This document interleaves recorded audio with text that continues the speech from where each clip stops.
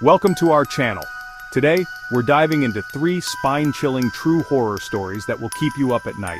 These aren't just stories, they're real events that happened to real people. People who thought it could never happen to them, until it did. We're going to take you to the scene of the crime, so to speak.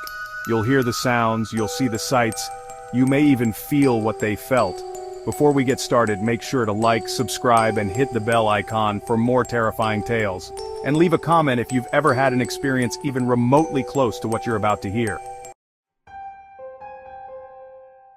Our first story takes us back to the early 1800s to a farm in Adams, Tennessee, a place where rolling hills and whispering cornfields hid a dark secret.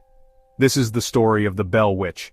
John Bell, his wife Lucy, and their children lived a simple life on their frontier farm. But their peaceful existence was about to be shattered. It started subtly. Strange sounds in the night, footsteps in the hallway when no one was around. Then, the whispers began, soft, disembodied voices, just at the edge of hearing. As the days turned into weeks, the activity escalated. Objects began to move on their own, doors slammed shut without a breeze. The children reported being pinched and scratched by unseen hands. The entity, whatever it was, seemed to focus its attention on John Bell. It taunted him relentlessly, threatening his life and driving him to the brink of madness. Now, you might be thinking, this sounds like a bunch of spooky stories told around a campfire. But what makes this case so disturbing is the sheer number of witnesses. Neighbors, visitors, even a future president of the United States, Andrew Jackson, all claim to have experienced the strange phenomena firsthand. Imagine, if you will, the terror that gripped this small community. The fear that settled over the Bell farm like a shroud. The unseen entity, which the family came to call Kate after a troublesome neighbor, was more than just a mischievous spirit. It was a malevolent force, capable of both physical and psychological torment. The family tried everything to rid themselves of the curse. They held prayer meetings, consulted with spiritualists. Nothing worked. The Bell Witch, it seemed, was there to stay. Years went by and the torment continued. John Bell, once a strong and healthy man, was reduced to a shell of his former self. The constant fear and harassment took their toll, and he eventually died. Some say the witch poisoned him, but no one knows for sure. Even after John's death, the Bell Witch didn't leave. It continued to torment the family for years to come.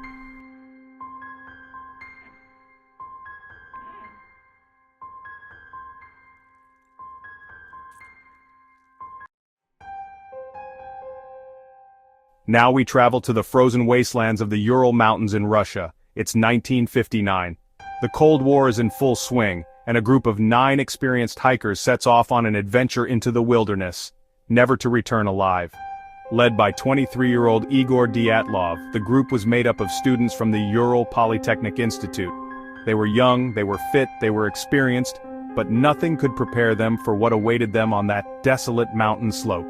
The hikers' last known location was on the slopes of Kholat Syakhl, a mountain whose name in the local Mansi language translates to Dead Mountain. Already, an ominous sign. When the hikers failed to return as scheduled, a search party was sent out. What they found, or more accurately what they didn't find at first, only deepened the mystery. Their tent was discovered pitched on a slope, partially collapsed and slashed open from the inside. It appeared the hikers had fled in a desperate panic, cutting their way out of the tent rather than taking the time to use the entrance. But why? Footprints in the snow, poorly clothed and some even barefoot, led away from the tent, deeper into the frozen wilderness. The first 5 bodies were found at various distances from the tent, some partially dressed, one missing a shoe.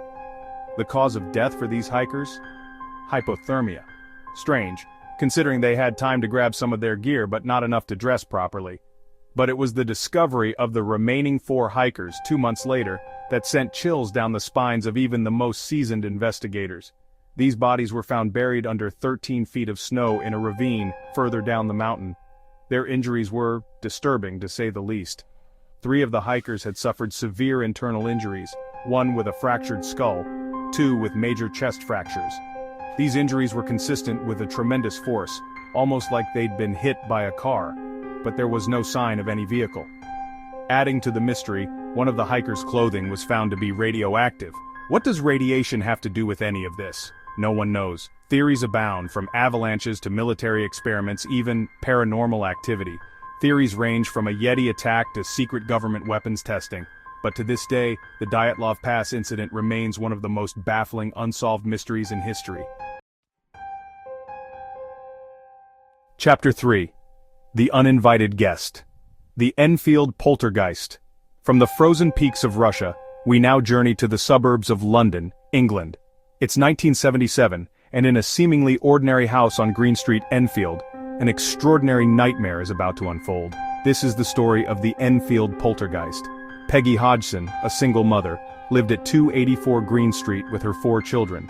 They were just an ordinary family, living an ordinary life, until it wasn't ordinary anymore.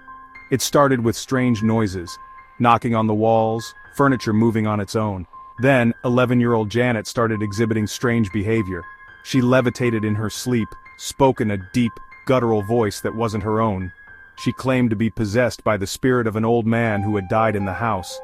The disturbances grew increasingly violent. Objects flew across rooms, furniture overturned, and fires started spontaneously. Police were called, witnesses were brought in, and the haunting of 284 Green Street became a media sensation.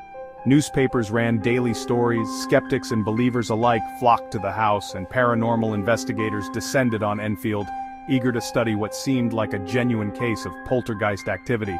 Among those investigators were Maurice Grosse and Guy Lyon Playfair, members of the Society for Psychical Research. They spent over a year at the house documenting the events and trying to make sense of the chaos. They witnessed firsthand the levitation, the disembodied voices, and the violent poltergeist activity. They recorded hours of audio and video footage, much of which remains compelling evidence to this day. But, as with any good haunting, skepticism ran rampant. Were the Hodgson children really experiencing something paranormal? Or were they just attention-seeking kids pulling a fast one on the world? Some argued that Janet, the epicenter of the haunting, was a skilled ventriloquist and actress, faking the phenomena for attention. Others, however, remained convinced that something truly sinister was at play in that house. The Enfield poltergeist case, much like the others we've discussed, remains shrouded in mystery.